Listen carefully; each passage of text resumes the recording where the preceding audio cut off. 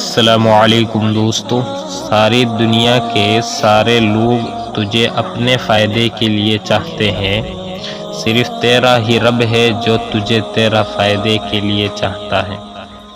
رات کو سونے سے پہلے معاف کر دیا کرو سب کو، پتہ نہیں کون کب تک ہے اس فانی دنیا میں۔ ان لوگوں کو رشتے بچانے سے کوئی مطلب نہیں ہوتا جن کو اپنے مطلب سے مطلب ہوتا ہے۔ انسان کی سب سے بڑی دولت اس کا اچھا اخلاق ہے۔